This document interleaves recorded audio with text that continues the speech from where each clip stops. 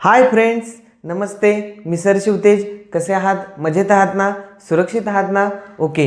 तर आज आपण 12वी सायन्समधील महत्त्वाचा टॉपिक डिफरन्सिएशन, ओके, त्यालाच आपण काय म्हणतो? अवकलन.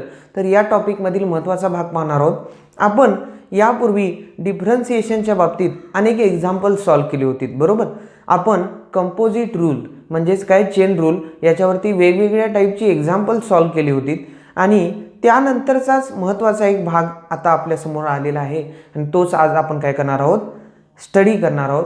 तर त्या महत्त्वाच्या भागाचं नाव आहे बघा, derivative of inverse function. Okay, म्हणजेच काय तर बघा, व्यस्त फलनाचे अवकलन.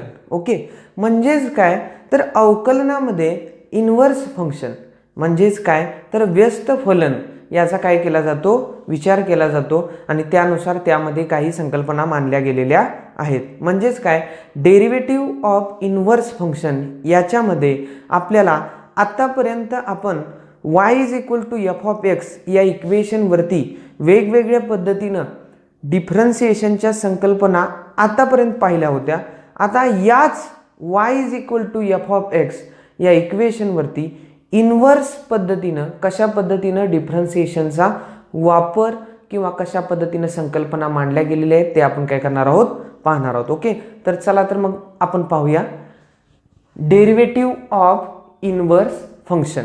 ओके, मग यामध्ये नेमकं काय आहे बघा, की एफ हे जर एक फंक्शन आपल्याला पाहायला मिळत असेल तर त्याच पद्धतीनं एफ या फंक्शनची इनव्हर्स असणारं एखादं फंक्शन नक्कीच काय असतं? अस्तित्वात असतं. पण त्यासाठी गणितीय संकल्पनांची गरज नेहमीच भासते, बरोबर. सुरुवातीला आपण काय करूया बघा, दिलेलं जे आपलं नेहमीचं महत्त्वाचं इक्वेशन आहे, जे कर्वचं इक्वेशन आपण म्हणलो, की ज्यामध्ये आपण वेगवेगळ्या पद्धतीनं बदल घडवला आणि त्यानुसार अवकलनाची व्याख्या बघितली, y is equal to f of x, बरोबर. मग तेच आपण काय करणार आहोत? पुन्हा बघणार आहोत बघा आणि त्यासाठी फंक्शन कन्सिडर करणार आहोत. बघा, let y is equal to f of x, okay, be a function,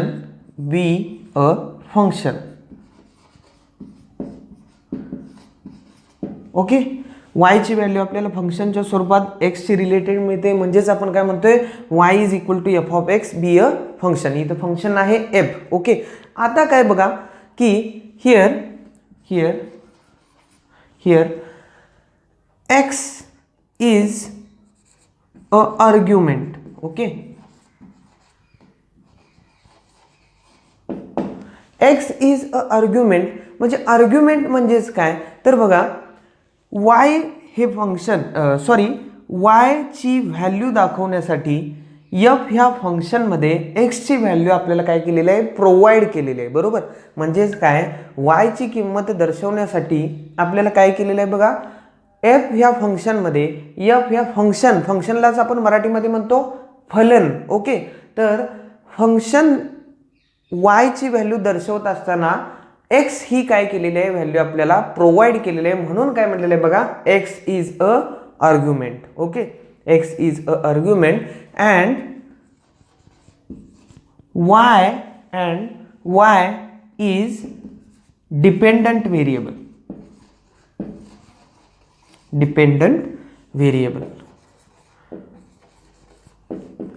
आपण पाहिलं होतं की आपण काय केलं होतं? y is equal to f of x इथं बदल घडत असताना आपण काय केलं होतं तर y ला विथ रिस्पेक्ट टू x ने डिफरन्शिएट केलं होतं. म्हणूनच काय आहे बघा, y कसा आहे? डिपेंडंट व्हेरिएबल आहे. ओके, म्हणजेच काय, y is equal to f of x be the function, अशा पद्धतीची रचना इथं आपल्याला पाहायला मिळत असेल तर इथं काय असतं? x हा आर्ग्युमेंट असतो, म्हणजेच काय, फंक्शनची व्हॅल्यू दर्शवण्याचा प्रयत्न केलेला आहे, पण ती नेमकी व्हॅल्यू कशाची आहे? y ची आहे.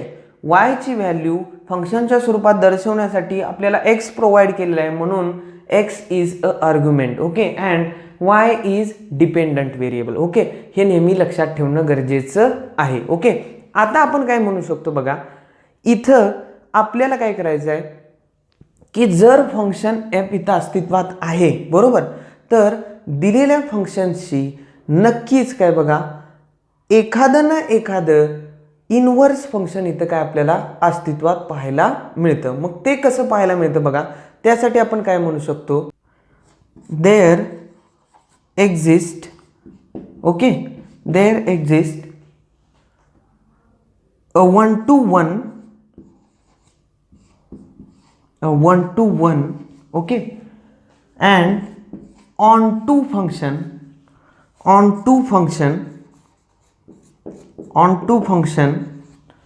g of y okay. इथं आपण बघितलं f of x वरती फंक्शन, इथं कसं असेल बघा g of y ओके. म्हणजेच काय बघा की y is equal to f of x इथं फंक्शन पाहायला मिळते, पण इथं कसं झालेलं आहे बघा, 1 to 1 and onto function इथं पाहायला मिळते जी ऑफ वाय, जे वायशी रिलेटेड आहे, पण त्याचं लेटर कसं घेतलेलं आहे बघा आपण, जी ऑफ वाय ओके. तर आता सगळ्यात महत्त्वाचा प्रश्न म्हणजे काय की there exist a 1 to 1 and onto function g of y okay, g of y. मग इथं 1 to 1 फंक्शन अँड ऑन टू फंक्शन म्हटले, म्हणजेच नेमकं इथं काय म्हटले बघा, आता जी ऑफ वाय हे 1 to 1 ही आहे आणि ऑन टू ही आहे. मग आता 1 to 1 फंक्शन म्हणजे काय, तर 1 to 1 फंक्शनच्या बाबतीत आपण पाहूया. समजा जी हे फंक्शन आहे ओके आणि ते 1 to 1 आहे ओके. तर याचा भाग आपण कुठं पाहिला होता बघा, यापूर्वी 11वी मध्ये पाहिला होता फंक्शन या चॅप्टरमध्ये. त्यामध्ये काय बघा, जी हे जर काय असेल 1 to 1 असेल ओके, किंवा 1 फंक्शन असेल, तर आपण काय म्हणतो बघा की एक तर जी या फंक्शनचा आपल्याला डोमेन आणि कोडोमेन पाहायला मिळेल, बरोबर. हा असेल डोमेन, हा असेल कोडोमेन, बरोबर. आता काय होतं, समजा इथं 4 इलेमेंट आहेत ओके, या जी या फंक्शनच्या डोमेनमध्ये ओके, हा आहे डोमेन आणि हा काय आहे कोडोमेन. लक्षात येते का, हा आहे डोमेन, हा आहे कोडोमेन. आता डोमेनमध्ये समजा 4 एलिमेंट आहेत, तर 1 to 1 फंक्शन जी या फंक्शनला कसं म्हणायचं, सपोज काय होत असेल की इकडं डोमेनमध्ये 4 एलिमेंट आहेत आणि कोडोमेनमध्ये काय असतील 5 एलिमेंट असतील ओके, किंवा 6 एलिमेंट असतील, किती एलिमेंट असतील. पण समजा काय बघा, जी या फंक्शनमध्ये डोमेन आणि कोडोमेनमध्ये या एलिमेंटमधून इकडं कोडोमेनमध्ये 1 to 1च मॅपिंग दिसत असेल, 1 to 1च मॅपिंग दिसत असेल, म्हणजे एका इलेमेंटचं इकडच्या एका इलेमेंटची 1 to 1 मॅपिंग दिसत असेल, 1 to 1 ओके.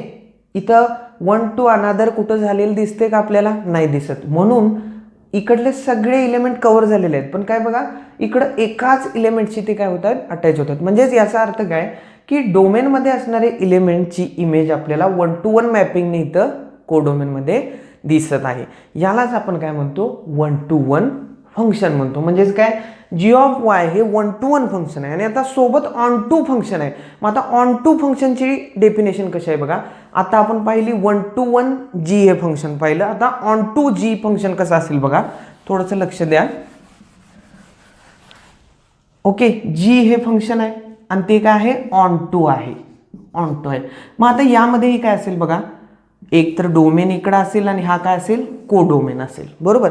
म्हणजेच याला आपण काय म्हणतो की संच आणि उपसंच अशी एक त्याला आपण व्याख्या दिली तरी सुद्धा चालेल, पण एक्झॅक्टली त्या पद्धतीनं म्हणता येणार नाही. पण हा आहे डोमेन आणि हा आहे कोडोमेन, बरोबर. Domain and codomain. तर जी हे फंक्शन ऑनटो आहे, पण ते ऑनटो आहे हे कधी म्हणता येतं बघा, सपोज इथं 3 इलेमेंट आहेत ओके, 3 इलेमेंट आहेत आणि हा झाला डोमेन, पण जी या फंक्शनचा कोडोमेन आहे, इथं सुद्धा काय असावे लागतात, 3 इलेमेंटच असावे लागतात ओके. आणखी काय होतं बघा, यांच्यामध्ये मॅपिंग आपल्याला पाहायला मिळतं ओके, यांच्यामध्ये मॅपिंग पाहायला मिळतं. फक्त काय होतं की या इकडं कोणताही इलेमेंट शिल्लक राहत नाही. मगाशी 1 to 1 मध्ये आपण पाहिलं होतं की इलेमेंट काही शिल्लक राहिले होते, 1 to 1 मॅपिंग होतं पण इलेमेंट काही शिल्लक राहिले होते, बरोबर. म्हणजेच काय, तर इथं कोणताही इलेमेंट शिल्लक राहत नाही कोडोमेनमध्ये, बरोबर. ऑन टू मध्ये इथं डोमेनमधले जेवढे इलेमेंट आहेत ते इकडं कोडोमेनमध्येही पाहायला मिळत आहेत 3, आणि ते काय होत आहेत, मॅपिंगनुसार काय होत आहेत, कव्हर होत आहेत. म्हणजेच काय की या इलेमेंटची इमेज इकडे आपल्याला पाहायला मिळते, बरोबर.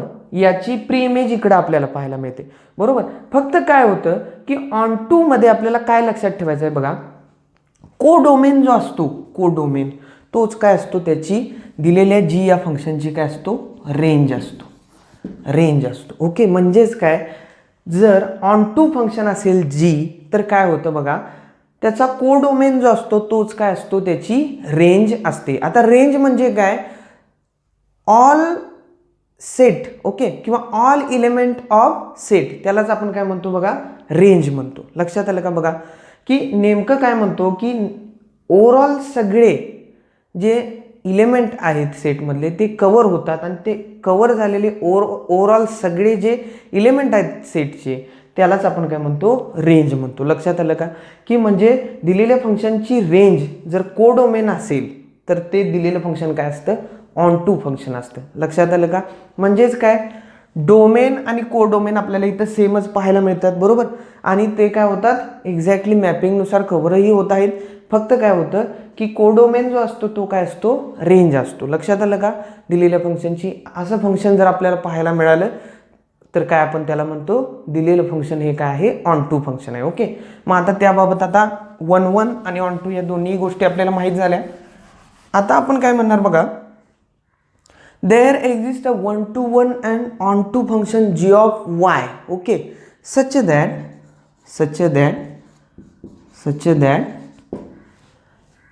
x is equal to g of y. म्हणजे x ची व्हॅल्यू काय होते बघा, g of y ने रिप्रेझेंट होते. म्हणजे काय, जर y is equal to f of x मिळत असेल तर f चं इन्व्हर्स फंक्शन g इथं पाहायला मिळते 1 आणि ऑन टू. तर काय होतं, x कसं मिळतं बघा, g of y मध्ये मिळतं. Okay, y is equal to f of x मध्ये मिळालं. इन्व्हर्स प्रॉपर्टी ज्यावेळी आपण पाहतोय त्यावेळी ते x कसं रिप्रेझेंट होतं बघा, x is equal to g of y. Okay, आता काय बघा, with interchanging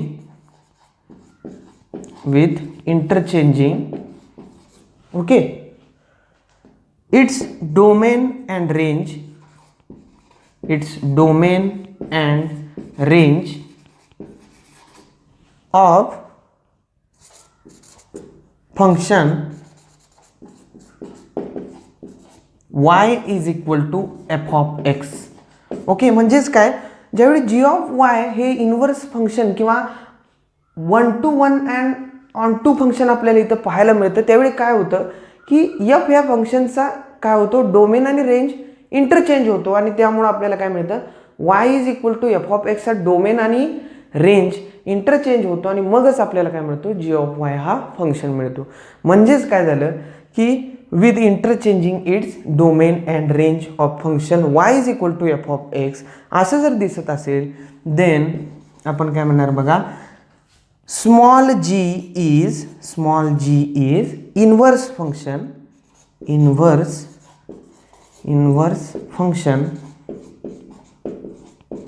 of F.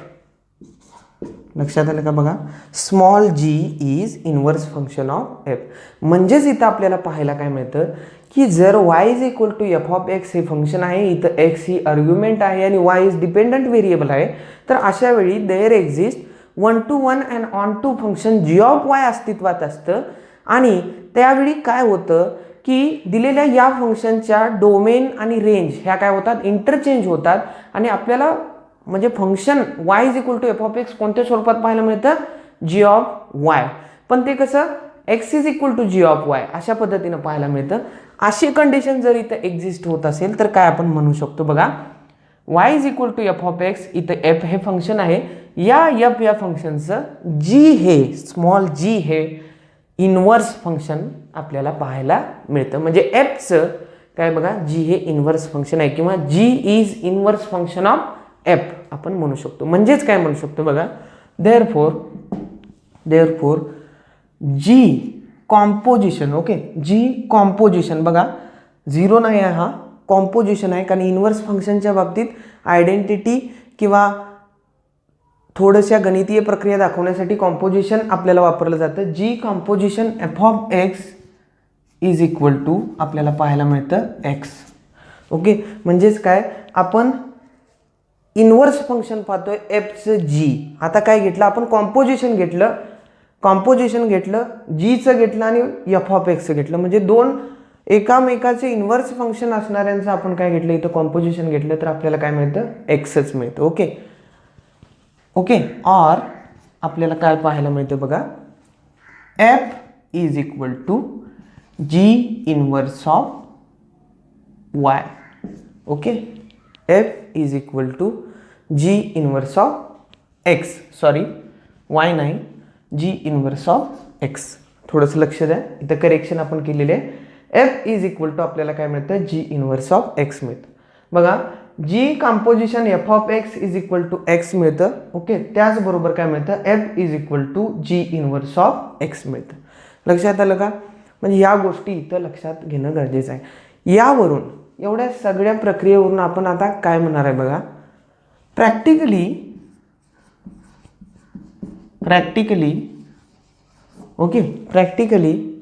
we consider those functions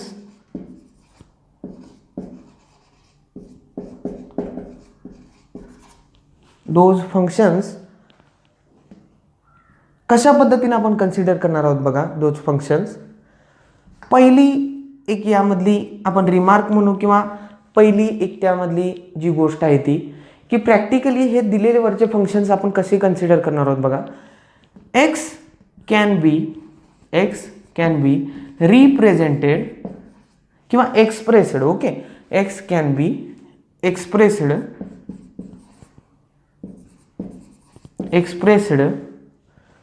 in terms of y. म्हणजेच काय होतं बघा, पहिली गोष्ट आपण काय पाहिली की x can be expressed in terms of y. म्हणजेच काय इथं पाहायला मिळतं बघा, इथं y is equal to f of x हे फंक्शन आपण पाहिलं होतं बरोबर. Y is equal to f of x म्हणजे वाय कसा रिप्रेझेंट केला होता, f of function f of एक्सच्या दृष्टिकोनातून, म्हणजे f in terms of y पाहिला होता. आता इथं कसं मिळतं बघा, x can be represented in terms of y. म्हणजेच इथं काय होतं बघा, एक्स ज्यावेळी आपण पाहतो इथं बघा, एक्स कसा पाहतो बघा, जी इन टर्म्स ऑफ वाय पाहतो. लक्षात आलं का? म्हणजेच काय, आपण वाय पाहिला होता रेग्युलर फंक्शनच्या वेळी y is equal to f in terms of x पाहिला होता.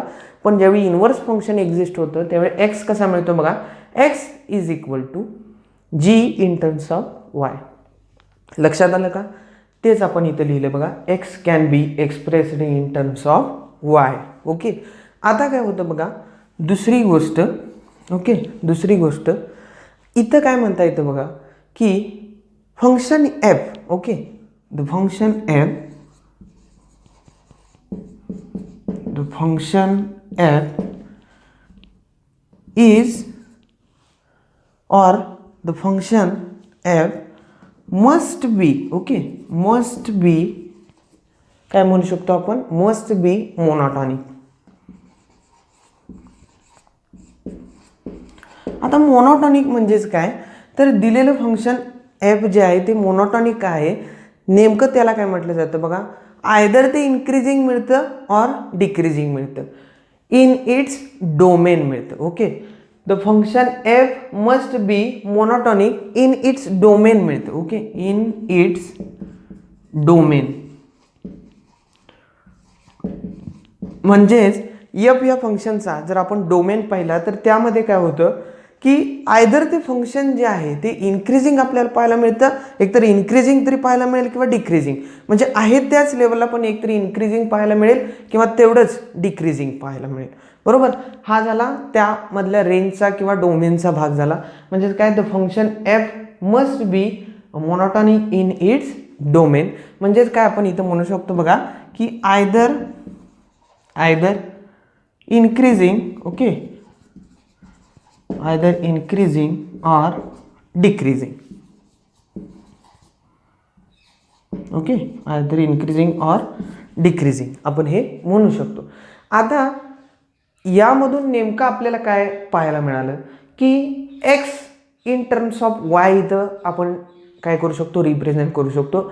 म्हणजे वायला जर इन टर्म्स ऑफ एक्स इथं जर आपण काय केला, रिप्रेझेंट केला, त्याच पद्धतीनं एक्सला इन्व्हर्स फंक्शन अप्लाय झालं तर आपण काय म्हणू शकतो, एक्सला आपण काय करू शकतो, in terms of Y represent करू शकतो. त्याचबरोबर दिलेलं फंक्शन जे आहे, ओके, दिलेलं फंक्शन जे आहे ते काय होतं, मोनोटॉनिक आपल्याला पाहायला मिळतं इन इट्स डोमेन, म्हणजे इन्क्रीजिंग किंवा decreasing, okay, in its domain पाहायला मिळतं.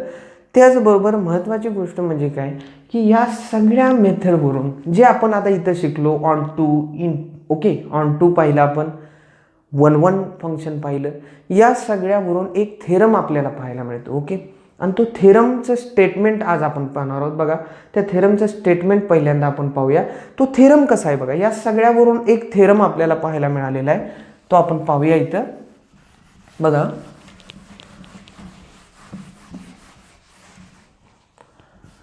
एक थेरम इथं पाहायला मिळतो आपल्याला, ओके. त्या थेरमला आपण नाव देऊ शकतो, काय म्हणू शकतो बघा, थेरम ऑफ काय म्हणू शकतो बघा, theorem of derivative of inverse function,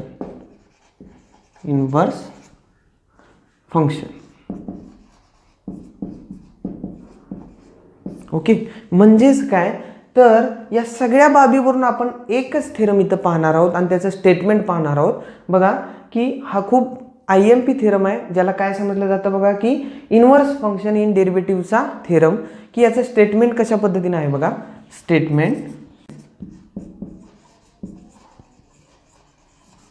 statement कसं आहे बघा, suppose y is equal to f of x, okay, y is equal to f of x be a differentiable function,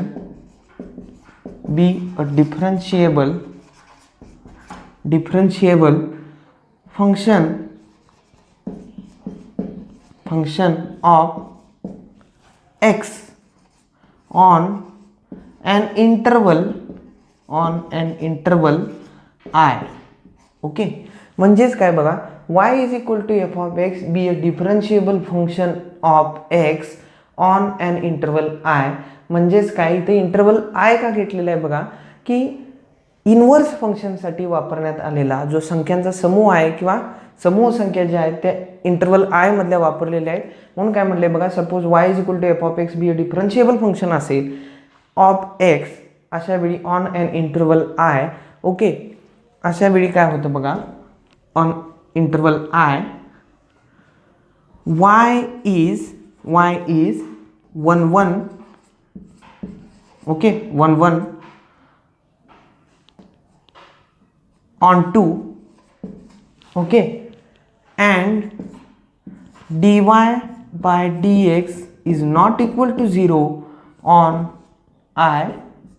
म्हणजेच इथे काय म्हटले बघा, अशा वेळी इंटरवल I आपण घेतलेला आहे, तर y कसं मिळतं, 1-1 मिळतं, ऑन 2 मिळतं, and dy by dx is not equal to 0 on interval I, okay. also if f inverse of y is differentiable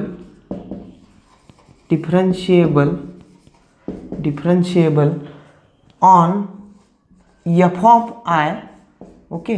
f of I म्हणजेच काय, I या function f she related I हा interval घेतलेला आहे, f of I या फंक्शन्सच्या बाबतीत आपण पाहतोय f इन्व्हर्स ऑफ y हे इन्व्हर्स फंक्शन आहे, is differentiable on f of I, okay.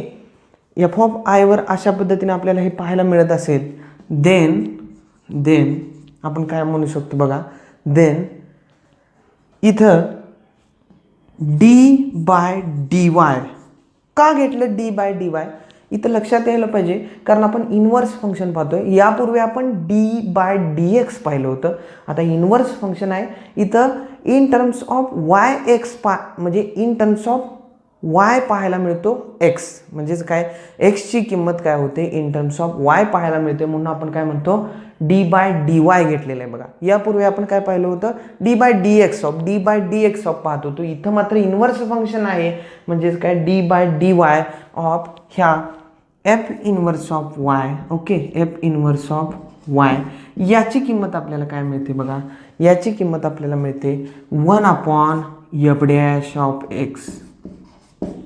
1/f' of x. Theorem काय सांगतो बघा, then d/dy of differentiate with respect to y केलं, f इन्व्हर्स ऑफ y जर केलं तर ते काय मिळतं 1/f' ऑफ x मिळतं. म्हणजेच काय म्हणू शकतो बघा, ऑर काय म्हणू शकतो बघा, इथं आपण काय म्हणू शकतो dx/dy. लक्षात येते का बघा, dy/dx नाही dx/dy is equal to 1/f' of x. मग f' ऑफ x ची किंमत काय असते dy/dx असते, म्हणजेच काय dy/dx, म्हणजेच काय dx/dy ची किंमत आपल्याला काय मिळते 1/dy/dx. परंतु वेअर dy/dx इथं आहे बघा dy/dx is not equal to 0. लक्षात आलं का बघा की y is equal to f of x be a differentiable function of x on interval i अशा पद्धतीनं पाहायला मिळत असेल. इन्व्हर्स फंक्शन एक्झिस्ट होत असेल तर काय होतं, y कसा म्हणतो 1 1 and on 2 बनतो. dy/dx ची किंमत कधी 0 असत नाही ऑन इंटरवल i. आणि काय म्हणतो बघा, if f inverse of y हे इन्व्हर्स फंक्शन इथं असेल तर ते डिफरन्शिएबल असतं कशाशी, फंक्शन विथ इंटरवल i शी. देन आपल्याला एक्झॅक्टली व्हॅल्यू पाहायला मिळते इन्व्हर्स डेरिव्हेटिव्ह ऑफ इन्व्हर्स फंक्शनची व्हॅल्यू पाहायला मिळते d/dy. ओके, d/dx नाही d/dy of f inverse of y is equal to 1/f' of x. और यालाच काय म्हणता येतं बघा, dx/dy घ्यायचं नाही, dy इथं बघा dy/dx घ्यायचं नाही, dx/dy घ्यायचं, dx/dy okay is equal to 1/dy/dx where dy/dx is not equal to 0. लक्षात आलं का, हा काय आहे theorem of derivative of inverse function आहे. हा एक्झॅक्टली एक्झाममध्ये जास्तीत जास्त वेळा काय झालेला आहे विचारलेला आहे. आता हा थेरम जो आहे याची पाठीमागली पार्श्वभूमी आज आपण पाहिली, पण या थेरमचं प्रूफ आपण काय करणार आहोत पुढच्या व्हिडिओमध्ये पाहणार आहोत. तर नक्कीच काय करा, हा व्हिडिओ पुन्हा बघा, यानंतर आपण या थेरमचं प्रूफ देखील पाहणार आहोत. ओके, तर हा व्हिडिओ तुम्हाला आवडला तर तो नक्कीच काय करा, लाईक करा, शेअर करा. आपलं जे चॅनल आहे सर शिवतेज ते काय करा, सबस्क्राईब करा. आपल्या मित्रांना हे व्हिडिओ पाठवा, कारण त्यांनाही त्याची गरज आहे. Okay, thank you very much.